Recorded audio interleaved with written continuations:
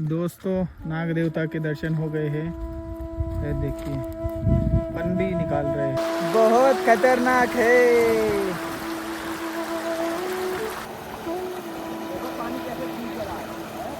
हाँ खींच रहा है, पार करने वाले हैं। बहाव थोड़ा सा ज्यादा है, इनके तो मजे हो गए। अरे रे रे रे रे रे रे रे रे। क्या अर्धनारीश्वर जी है? क्यों अर्धनारीश्वर जी होंगे? और यहाँ पे गरुड़ जी भी है, क्यों गरुड़ जी होंगे? वो भस्मी इधर थी, ये जो चिड़िया बैठी है, चिड़िया के ठीक नीचे थी। वाटरफॉल बन गया और ऊपर एक है वाटरफॉल, ठीक है। और हम चलते हैं अब आश्रम पे। देखिए कितना सुंदर कलर, कितना सुंदर दृश्य दिख रहा है।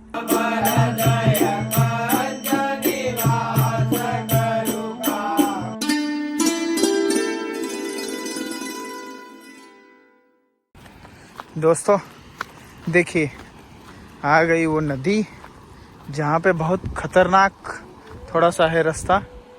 इधर से आना मतलब बहुत खतरनाक है। और यहीं पे धारेश्वर वाटरफॉल बनता है, इसीलिए दारुकेश्वर है वैसे तो। इधर से थोड़ा सा धीरे से चलना पड़ेगा नीचे देखते देखते। और दारुकेश्वर को धारेश्वर इसीलिए बोला गया है। देखिए धारेश्वर वाटरफॉल ये रहा, दिख रहा है आपको? ये देखिए यहाँ पे वाटरफॉल बन गया और ऊपर एक है वाटरफॉल, ठीक है। बहुत सुंदर लगता है इधर से, माँ नर्मदा जी के साथ मिलन है। कितना सुंदर नज़ारा है इधर देखिए। और उस साइड दारुकेश्वर भगवान जी दिखेंगे। चलिए आपको दिखाई देते नहीं, वो पेड़ के पीछे है, देखो। अब उधर से हमको पार करना पड़ेगा इधर से, लेकिन थोड़ा सा खतरनाक होगा, लेकिन मैया पार करा ही देगी। अब पहले तो इधर से थोड़ी ठीक से अपन चलते हैं, नहीं तो इधर से ही गिर गया, आगे क्या ही जा पाएंगे। और मैं तो भाई एकदम फूक फूक के पैर रखता हूँ, क्योंकि जो हुआ है मेरे साथ में वो तो बताया नहीं सकता। वो ऐसा सरका था, हड्डी मुड़ गई थी, लेकिन वो ट्रीटमेंट कर करके सही हो गया। 10-15 दिन लगे मुझे एकदम सही होने में, लेकिन धीरे धीरे आगे बढ़ता रहा था। चलिए अब मजाक नहीं, बिल्कुल अब धीरे धीरे आगे बढ़ना पड़ेगा। और ये पत्थरों से तो बिल्कुल मजाक नहीं, जो काई लगी हुई ना बड़ी दिक्कत करती है। वो देखो कैसा सुंदर नज़ारा है इस धारेश्वर। दोस्तों इस नदी के पहले एक मंदिर है, मंदिर क्या गुफा है, ये तो नहीं है वैसे तो, ये गिर गिर के बनाई गई है। ये कल्चर है, कोई भी नदी या झरना हो उसके पहले ही वो अगरबत्ती जलाते हैं ना महाराज, आपने देखे कई बार? हाँ अगरबत्ती जलाते, फिर वो ऊपर से क्या करते, उसकी पूजा करते, फिर उसके बाद लांग के और एक अगरबत्ती जला देते। हाँ अब तो जिसका जिसका कल्चर है जैसा बढ़ता गया। हाँ चलिए अब हम इस नदी को पार करते हैं।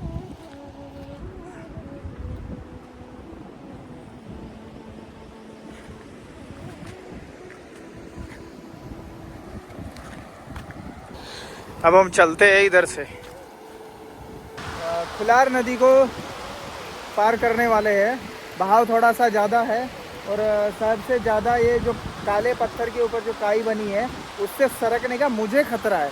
ये जो सरकता है ना बड़ा दिक्कत करता है मुझे, बाकी तो सब चल जाएगा। अभी महाराज पार कर रहे हैं, बाकी हमको मोबाइल रखना पड़ेगा, नहीं तो बड़ा दिक्कत हो जाएगा। और चप्पलें भी निकालनी पड़ेगी। चप्पल निकाल दो महाराज। हाँ चप्पल तो बिना चप्पल के ही बिना चप्पल के बड़ा दिक्कत हो जाएगी। देखो कमंडल है, दंड है, कन्हैया है। हमारी तो स्थिति देखो कितनी खतरनाक है। हाँ ये तो आपके पास सामान ही बहुत कन्हैया है ना, थोड़ा सा देखो।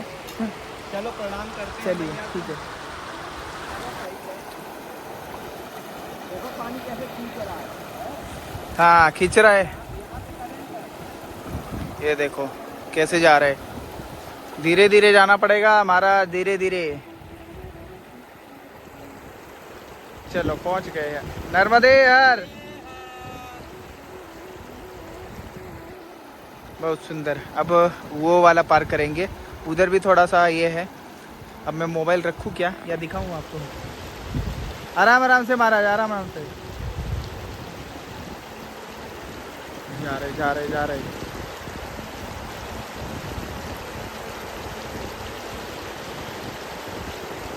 देखिए बहुत खतरनाक हो सकता है ये, अगर एक बार रपट गया ना यहाँ पे बहुत दिक्कत होती है इधर। हाँ चलो निकल गए हैं, और अभी थोड़ा सा वो आगे पत्थर ही पत्थर है। मैं भी निकलता हूँ आगे की तरफ। कहाँ से होते हुए जा रहे हैं? ये खुलार नदी है।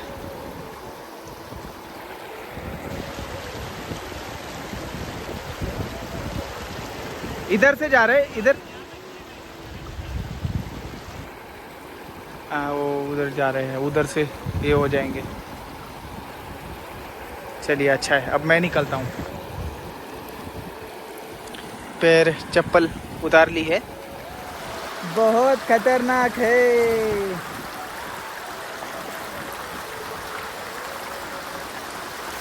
ये देखिए मैं आ गया इसके ऊपर। ऐसा लग रहा है एकदम ठंडा ठंडा जल है, आनंद आ रहा है बहुत। सारा एक हाथ में लिया है, एक हाथ में मोबाइल लिया हुआ है। हाँ थोड़ा सा सूखी ज़मीन पे आ गया मैं। अब इधर से जाना पड़ेगा। ये देखिए यहाँ पे रिबन उबन लगाए हुए हैं, इसलिए थोड़ा कन्वीनियंट पड़ रहा है। अब यहाँ पे थोड़ा ज़्यादा जल है, मुझे मोबाइल रखना ही पड़ेगा, नहीं तो बहुत दिक्कत हो जाएगी। अगर सरक गया तो सब कुछ भीग जाएगा। चलो चलते हैं। पहुँच गए हैं, ये देखो। ये लो जी पहुँच गए हैं। खुलार नदी हो गई है पार हमारी। आनंद ही आनंद आ गया भाई। चलिए हमारी खुलार नदी पार हो चुकी है, माँ से संगम। ये देखो कितना बड़ा बहाव है इधर, यहाँ से हम पार कर चुके हैं। अब हम चढ़ते हैं ऊपर की तरफ, और धारेश्वर जी के दर्शन होने वाले हैं अभी, दारुकेश्वर जी। ठीक चलो, नर्मदे हर।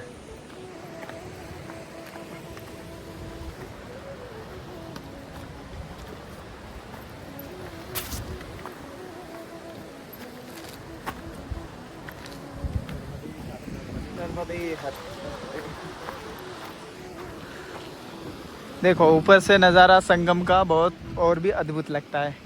देखो वो कैसा लग रहा है इधर। एक कुंड बनता है वाटरफॉल का। वाह, नर्मदे यार माँ, नर्मदे यार। हम आए इस साइड से, माँ का किनारा है, माँ के किनारे से आए। एक रास्ता इस साइड से भी है, एक गांव से होते हुए इधर आता है, और इधर से ये मंदिर के पीछे से होते हुए आगे चला जाता है। ये दारुकेश्वर जी का मंदिर, ये देखिए, शिखर दर्शन करिए। चलिए चलते हैं और आपको भी दर्शन कराते हैं, यहाँ का महात्म्य बताते हैं। सुंदर है बहुत। दोस्तों यहाँ पे 4 चीज़ें अद्भुत है, उन चारों में से एक भस्म का पत्थर, वो देखने के लिए महाराज जी हमें ले जा रहे हैं। तो देखेंगे ऊपर से। मेरा हिमाचल प्रदेश है, राज्य हिमाचल प्रदेश। नासिक, हिमाचल प्रदेश। ओहो, अरे जब तो तुम क्या अरे तुम यहाँ देखने को कब आओगे? हाँ तभी तो देखने जा रहे हैं। मैं अभी घर जा रहा था, पर फिर यहाँ मेरे को ऐसी प्रेरणा हुई कि यार ये देखना चाहते हैं। यहाँ पर इधर बाबा होंगे, सब देखा हुआ है। हाँ यहाँ पे 4 चीज़ें अद्भुत हैं, जो हम सहस्त्र शिवलिंग का बोल रहे थे, देख के आए। सहस्त्र शिवलिंग माँ के अंदर, जल के अंदर वो, और एक भस्म का पत्थर जो भस्म निकलती है वो पत्थर, और एक गंगा जी आए हैं यहाँ पे वो, और एक समुद्र जैसा खारा पानी गंगा जी के अंदर वाला जल है वो एक जगह। ऐसी 4 चीज़ें अद्भुत है। वो दारुकेश्वर से जुड़ी हुई है। उसकी कहानी क्या है वो बताता हूँ, लेकिन पहले अपन भस्मी पत्थर देख के आते हैं। एक चीज़ अपन ने देख ली है सहस्त्र शिवलिंग का, ठीक। अब भस्मी पत्थर दिखाने के लिए ये महाराज लेके जा रहे हैं हमें, क्योंकि हम इधर है, वो जल के अंदर है वो, लेकिन कौन सा स्थान है ऊपर से दिखा तो अच्छी बात है, नहीं दिखा तो क्या बोल सकते हैं, लेकिन स्थान तो दिख जाएगा, वही देखने जाते हैं। वहाँ वो भंडारी, ये देखिए वो जो गुफा बोल रहे थे ना, ये देखिए वो भस्मी इधर थी। ये जो चिड़िया बैठी है, चिड़िया के ठीक नीचे थी। अभी जल थोड़ा ऊपर आ चुका है, इस वजह से ये दिख नहीं रहा है, यहीं पे थी, डूब में है। आप भी आना तो संगम पे है इसी साइड, अगर वो दिखे तो बढ़िया बात है। सफ़ेद कलर का है वो भस्मी का पत्थर। चलिए कोई बात नहीं,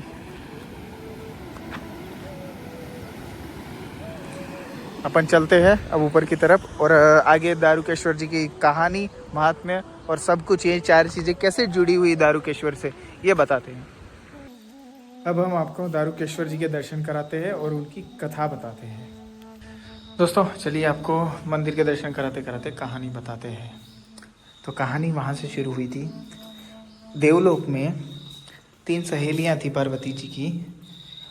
उनको देखते हुए इंद्र के सारथी माताली वो उन्होंने मोहित हो गए। माता पार्वती जी ने वो देखा दृश्य कि वो मोहित हो गए हैं, तब माता पार्वती जी ने माताली को श्राप दे दिया कि तुम मृत्यु लोक में जाके राक्षस का रूप प्राप्त करोगे।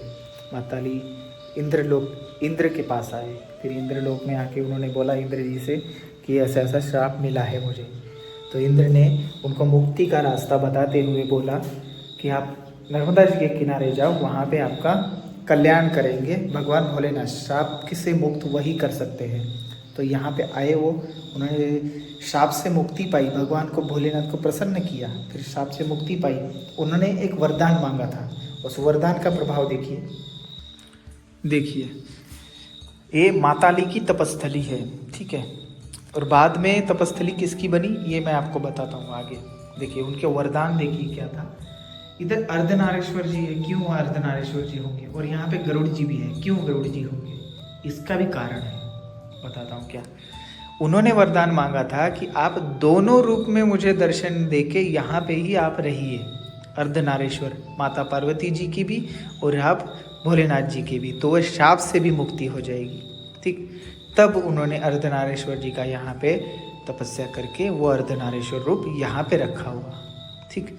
इसलिए माताली को अब अपना शरीर छोड़ के स्वर्ग में जाना था, स्वर्ग में गए। फिर उसके बाद में उन्होंने जन्म लिया देवदत्त शर्मा नाम के ब्राह्मण के घर, देवदत्त शर्मा जी के घर में जन्म लिया। देवदत्त शर्मा जी ने उनका नाम रखा दारुक, वही दारुक जो कृष्ण जी के सारथी हैं, जो कृष्ण जी के सारथी होने के लिए इसीलिए गरुड़ जी यहाँ पे है। क्यों? क्योंकि कृष्ण जी का पूरा जो रथ था सारथी से लेके उनकी रक्षा गरुड़ जी करते हैं, इसी वजह से यहाँ पे गरुड़ जी है। समझ में आया क्यों है ये ऐसा? गणेश जी तो आपको पता ही है, गणेश जी रहेंगी। नर्मदा जी भी आपको पता ही है, नर्मदा जी भी रहेंगे, ठीक है। और ये दारुक जी की तपस्थली है, दारुक ने भी यहाँ पे आके तपस्या की। फिर उसके बाद में अब वो 4 चीज़ें कैसे जुड़ी जो मैं बता रहा था, और कौन सी 4 चीज़ें हैं। 4 चीज़ों में से जो गंगा जी यहाँ पे आई और समुद्र जी आए यहाँ पे, और भस्म का पत्थर वो कैसे आया, और यहाँ पे एक और सहस्त्र लिंग वो कैसे आए, वो बता रहा हूँ। दारुक जी जब यहाँ पे तपस्या कर रहे थे तब 4 सनत कुमार, सनक और सनातन और सनत नंदन, ये 4 ब्रह्मा जी के मानस पुत्र यहाँ पे इनकी परीक्षा लेने के लिए आए, 4 महापुरुषों का अवतार लेके। फिर यहाँ पे आने के बाद में उन्होंने बोला कि आप यहाँ पे रुको महाराज। जब परिक्रमा करते करते आए थे तो दारुक जी यहाँ बैठे थे, तो उन्होंने बोला यहाँ पे रुको महाराज आप। उनको रुकवाने के लिए एक शर्त रखी उन्होंने, सनत कुमार सनातन उन 4 ने शर्त रखी। पहले ने बोला कि मैं सिर्फ गंगा जी का स्नान करके यहाँ पे रुकता हूँ हर कहीं। फिर वो बोले ठीक है, वो भी हो जाएगा महाराज। दूसरे ने बोला मैं सिर्फ भस्म से पूजा करके ही रुकता हूँ, ठीक, वो भी जल से बनी हुई होनी चाहिए, नर्मदा जी के भस्म। तो वो बोले ठीक है। चौथे ने बोला मैं सिर्फ समुद्र जी का स्नान करके ही यहाँ पे रुकता हूँ कहीं पे भी। तो वो बोले वो भी ठीक है। चौथे ने बोला कि मैं सहस्त्र शिवलिंग जहाँ पे हो वहीं पे स्नान करके उनकी अभिषेक करके उनकी पूजा करके उसी स्थान पे रात्रि विश्राम करता हूँ। तब दारुक जी बोले ठीक है सब कुछ। फिर नर्मदा जी को उन्होंने निवेदन किया कि ये 4 चीज़ें यहाँ पे प्रकट करें, उसके हिसाब से वो 4 चीज़ें यहाँ पे अभी तक है, ठीक। सहस्त्रलिंग का आपको दर्शन करा चुका हूँ। गंगा जी के भी आगे गंगा खेड़ी है, गंगा जी वहाँ पे मिलने आते हैं, मिलने आए थे तो वो भी है। और उसके बाद में समुद्र जी भी एक जगह पे जगल खड़ा होता है। अब उस गंगा जी को हम दिखा सकते हैं दूर से उस स्थान को, ठीक है। लेकिन समुद्र जी का पता नहीं लग सकता क्योंकि एक जगह है जहाँ पानी खड़ा होता है सिर्फ, ठीक है। तो वो देखेंगे, अगर उस स्थान का पानी हम चख सके तो अच्छी बात है, नहीं तो फिर दिखा के आगे बढ़ जाएंगे, ठीक है। बाकी गंगा खेड़ी तो हम दिखाएंगे ज़रूर, वो बीच में है, मैया के बीच में, हम जा नहीं सकते उन दोनों स्थानों पे, जा नहीं सकते। जहाँ पे जा सकते थे हम जाके आ गए। तो ऐसा ही सुंदर स्थान। फिर दारुक जी ने तपस्या करने की वजह से यहाँ पे ये दारुकेश्वर भगवान भोलेनाथ का शिवलिंग यहाँ पे स्थापित है। और ऐसी अद्भुत 4 चीज़ें यहाँ पे आसपास में स्थापित हैं। मंदिर बहुत पुराना सुंदर शिवलिंग है, और मंदिर के साथ साथ में कुछ और चीज़ें यहाँ पे दिखी मुझे, ये दिखाता हूँ आपको। देखिए ऐसा सुंदर ये मंदिर, इसका मंडप, और यहाँ पे ये देखिए, ये है भगवान भोलेनाथ जी, ये अवतार है। मेरे को बताना है, मैंने बताया है पहले भी, ये कौन सा अवतार है भगवान भोलेनाथ जी का, आपने कमेंट में बताना। आप अगर सही में राम राम इंडिया ध्यान से देख रहे हैं, सब पता लग जाएगा आपको ये कौन सा अवतार है, ठीक है। और प्राचीनता का ये नमूना है, ये भी प्राचीन है। देखिए पहले मंदिर था बहुत बड़ा, तो मैया का जल आने की वजह से या तो फिर कुछ होने की वजह से ये धराशायी हो गया पूरा, परमाणकालीन है। क्योंकि ऐसा ये स्ट्रक्चर कीर्तिमुख है ये, ठीक है। कीर्तिमुख पता नहीं है तो बता दूँ कि अपने पापों को खाता है, ठीक। इसीलिए मंदिर के ऊपर लगाया जाता था कि अपन अंदर आने से पहले ही ये पाप को अपने नष्ट कर दे, कीर्तिमुख इसका सिंबल था। और ये किसका चक्र है बताओ? ये है छत का, छत नहीं, ये शिखर का चक्र है, शिखर से नीचे वाला चक्र है ये। जो ऐसी मेन चीज़ें थी वो बच गई है। देखिए यहाँ पे मूर्तियाँ भी बची हुई है, ये सारी 1200 साल 1300 साल पुरानी मूर्तियाँ होंगी, उससे भी पुरानी हो सकती है, ये 2000 साल लगभग, ठीक है। देखिए विष्णु जी, ये भी विष्णु जी, ऐसे विष्णु जी की बहुत सारी मूर्तियाँ ऐसी मिलती है, ये सारी विष्णु जी की है, अलग अलग खम्भों पे हुआ करती। ये देखिए, ये पता है नारायण जी लक्ष्मी जी, ये खम्भों की है सारी, और बाहर की यहाँ पे देखिए ये भैरव जी, तो ऐसी मूर्तियाँ हैं। ये नंदी जी देखिए, शिवलिंग भी हुआ करता था, ये रहा शिवलिंग, तो दारुकेश्वर जी का मेन शिवलिंग वही है। और इधर देखिए ये है मगर, देखिए मगर है, टूट गई है, थोड़ी सी खंडित हो चुके हैं। और यहाँ पे बढ़िया देव जी, बढ़िया देव जी नहीं, ये शिवलिंग है, मतलब शिवलिंग के हिसाब से ही उन्होंने बाद में फिट किया है उसमें। तो ऐसा ये सुंदर दारुकेश्वर मंदिर आप दर्शन करने आ सकते हैं, बिल्कुल सुंदर है, बहुत सुंदर है। और इसकी कहानी भी उतनी ही रोचक है, और वो सारी कहानी पे जो लिखे हैं वो सब कुछ है दोस्तों। देखा कितनी अद्भुत अद्भुत चीज़ें हैं नर्मदा जी के किनारे। तो आप आइए धारेश्वर ज़रूर, दारुकेश्वर बहुत सुंदर स्थान है, बहुत एकांत में स्थान है। हम तो निकल रहे थोड़ा सा आगे, बहुत समय बचा है इस वजह से, लेकिन आप ज़रूर आइए, दर्शन करिए, उन चारों चीज़ों के भी दर्शन कर सकते हैं। गंगा खेड़ी के दर्शन हुए तो अच्छी बात है। मिलेंगे हम वहाँ पे आगे। चलो नर्मदे हर हर महादेव। और बने रहिए चैनल पे, राम राम इंडिया को सब्सक्राइब करिए, और कमेंट ज़रूर करिए क्या क्या अच्छा लगा, क्या क्या आपको पता है वो भी बता सकते हैं, ठीक। यहाँ भी आप रुक सकते हैं, परिक्रमावासी के लिए है, इधर परिक्रमावासी रुकते हैं, इधर भी है, पीछे भी रूम्स होंगे, ज़्यादा आ जाए तो वहाँ रुकते हैं। बाकी बहुत सुंदर मंदिर है ये, ठीक है। और बहुत भव्य परिसर है, गांव से बाहर है ये। हनुमान जी के दर्शन करिए आप। ये देखिए, ये नर्मदा जी के किनारे बिल्कुल। और ये देखिए प्राचीनता का एक नमूना। ये ऐसे मंदिर था, ये बहुत बड़ा धारेश्वर, लेकिन ये जैसे जैसे काल बदलता गया वैसे वैसे टूटता गया, इसी वजह से इसको सब कुछ बदल गया। ये देखिए यहाँ पे ये दिख रहा है, ये पट्टी सब मंदिर का टूट फूट का लगाया हुआ है। तो इसका बेस तो बहुत खतरनाक होगा भाई। जैसे इसके खंबे दिख रहे हैं ना, ये बहुत बड़ा खंबा है, ये देखो दिख रहा है। और ये देखिए ये जो पत्थर दिख रहे हैं, ये भी नीचे वाले सब मंदिर के पत्थर है, जो प्राचीन मंदिर हुआ करता था।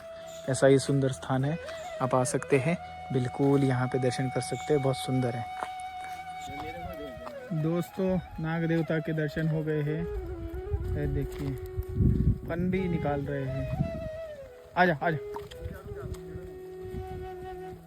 देखो जा रहे हैं आराम से, कितने सुंदर है। चले गए, फन भी उन्होंने निकाला था थोड़ा सा, जस्ट हम आ ही गए थे। ये देखो अंदर जा रहे हैं।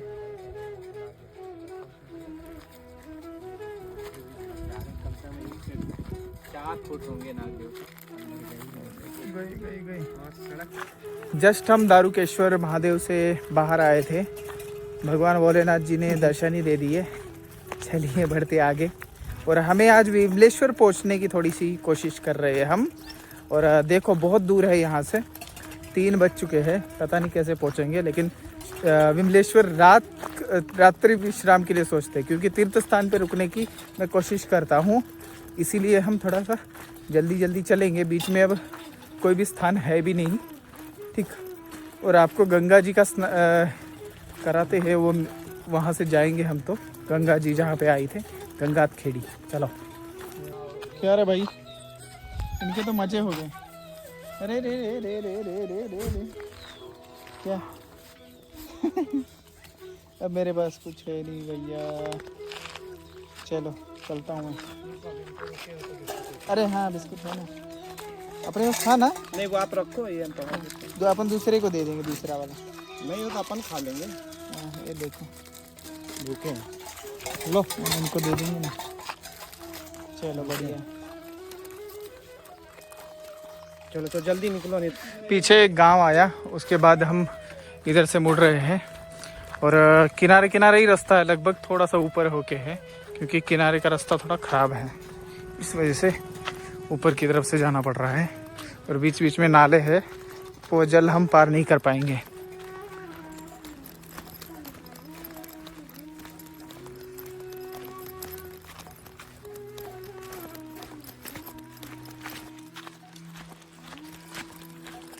खेतों के बीच में से जा रहे हम।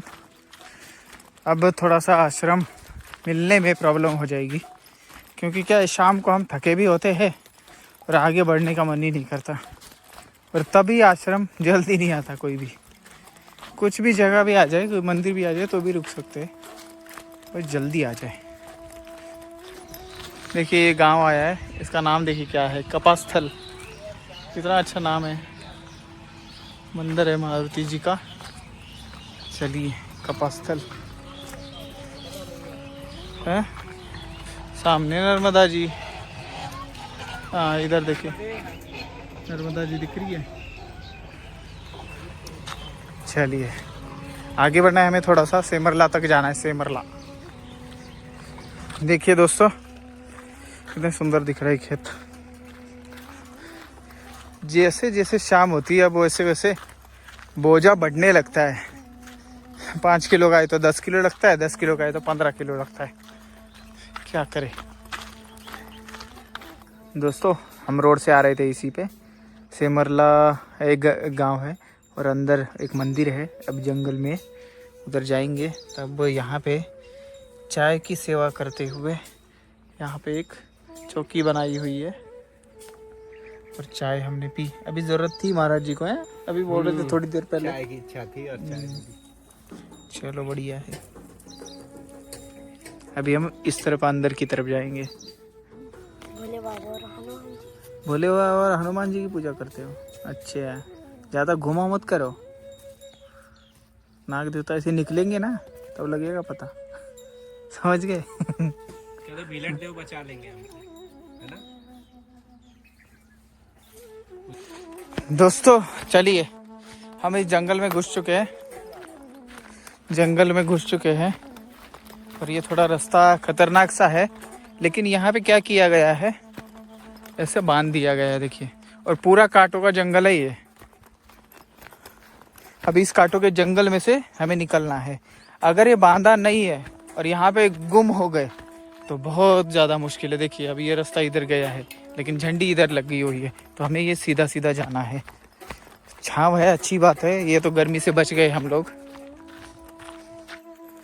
मैंने सोचा था आज विमलेश्वर में रुकेंगे, लेकिन जो सोचा वो होता नहीं है कभी। धारेश्वर में थोड़ा सा समय लगा और सुबह भी थोड़ा सा समय लगा, इस वजह से हम विमलेश्वर पहुंच नहीं पाए। विमलेश्वर 6 किलोमीटर आगे और रह गया है, तो कोई बात नहीं, सुबह पहुंचेंगे विमलेश्वर में। फिर उसके बाद बड़वा में स्टे करके फिर लगेगा सीतावन का जंगल, लक्कड़कोट का जंगल शुरू होने वाला है, तब उसमें आनंद लेंगे।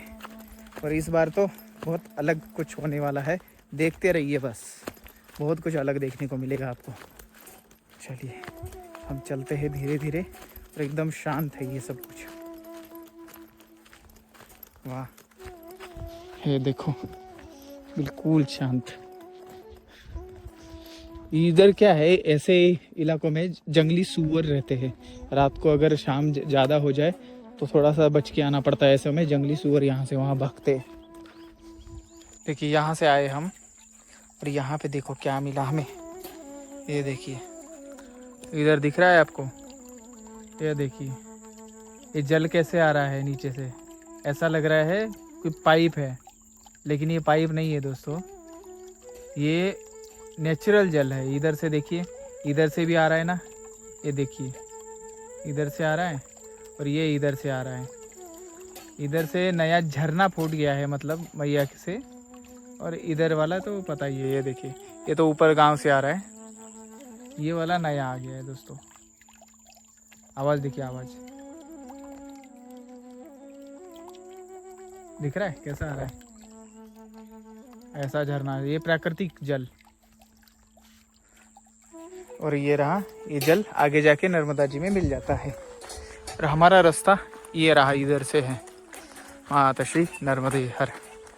चलिए अब जल्दी जल्दी जाना पड़ेगा दोस्तों, क्योंकि 5 बज चुके हैं, हमें लेट हो चुका है, और अभी 1.5 किलोमीटर जाना है। जंगल है ऐसा बिल्कुल खतरनाक वाला, और हमें फटाफट जाना पड़ेगा, सूर्यास्त का समय हो चुका है। संध्या स्नान करने के लिए हम आ चुके हैं नर्मदा जी के किनारे, और हम कहाँ पे रुके देखिए, ये ऊपर दिख रहा है भोलेनाथ जी दिख रहे हैं, इसी आश्रम में रुके हुए हैं। कितना सुंदर है ये आश्रम। महाराज जी ने आवाज़ मारा, हम रुक गए। बहुत ही सुंदर आश्रम। चलिए अब मैं स्नान करता हूँ, फिर आपसे मिलते हैं। स्नान हो चुका है दोस्तों, अब चलते हैं ऊपर की तरफ, आश्रम दिखाते हैं। और आज का दिन बहुत सुंदर रहा, अच्छा रहा। जो जो चीज़ें हमें पता थी उनके सब के दर्शन हुए, कोई भी चीज़ छूटी नहीं दोस्तों। गंगा जी के भी हुए, लेकिन शायद आपको नहीं करवाए लेकिन हमें तो हुए दर्शन। वो गंगा खेड़ी आपको पहले भी करा चुका हूँ दर्शन, नहीं तो आपको फ़ोटो डाल दूंगा, आप देख लीजिए, ठीक है। तो गंगा खेड़ी जहाँ पे गंगा जी आई थी, और समुद्र जी भी वहीं पे है, वहाँ जा नहीं सकते और देख भी नहीं सकते। अब समुद्र जी का जल और नर्मदा जी का जल कैसे अलग कर सकते बताओ, उसको देख के तो कैसे देखे, तो इस वजह से ठीक है। तो आज का दिन ऑल ओवर बहुत सुंदर रहा, बहुत अच्छे अच्छे अनुभव आए, बहुत अच्छे अच्छे लोग मिले। भाई साहब भी हमारे साथ में थे, ये रहे नर्मदे हर, और अच्छा रहा आज का दिन। और अभी शाम को हम पूजा वूजा करके आश्रम दिखाते हैं। आश्रम भी बहुत सुंदर जगह पे है, और देखिए यहाँ पे किनारा कैसा है, ये देखो यहाँ पे स्नान के लिए आए थे, कितना आनंद है। और ये रहा ऊपर वाला आश्रम, देखिए है ना। आनंद लीजिए माँ के दर्शन का। ये जो छटा होती है ना, वो हर शाम देखने के लिए मैं बहुत समय निकालता हूँ। 1 घंटा लास्ट का तो उनके लिए ही होता है। ये बहुत सुंदर लगता है ये सब कुछ। देखिए माँ का यहाँ पे अलग स्वरूप, अच्छा लग रहा है, बहुत सुंदर। आप भी आनंद लीजिए इस नज़ारे का, घर बैठे आपको आनंद देंगे। और हम चलते हैं अब आश्रम पे। देखिए कितना सुंदर कलर, कितना सुंदर दृश्य दिख रहा है। कैसा लग रहा है कमेंट में लिखिए ज़रूर, कैसा लग रहा है। चलिए बढ़ते हैं आगे, पूजा का समय है।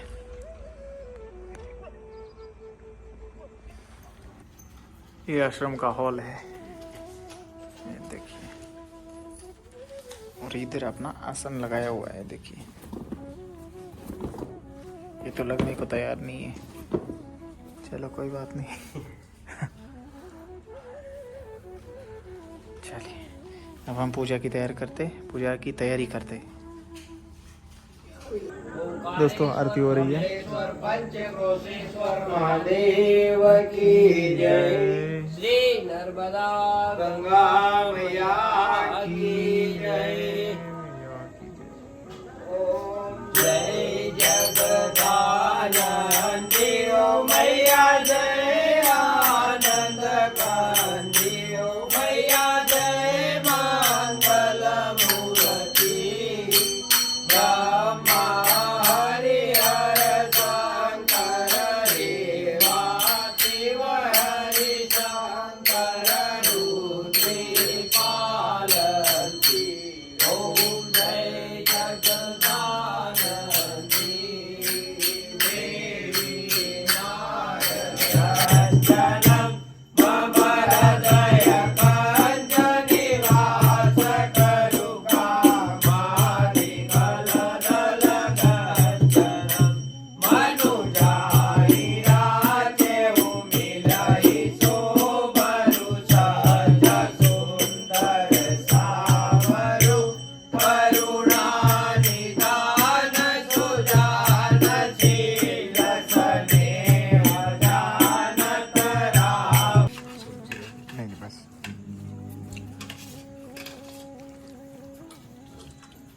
भोजन कर रहे हैं सब परिक्रमावासी एंड संत लोग। आश्रम में कुछ देर सत्संग होके फिर सब लोग सोने की तैयारी में हैं। आज का दिन पूरा हुआ। बने रहिए राम राम इंडिया पे। कल मिलते हैं। नर्मदे हर हर महादेव।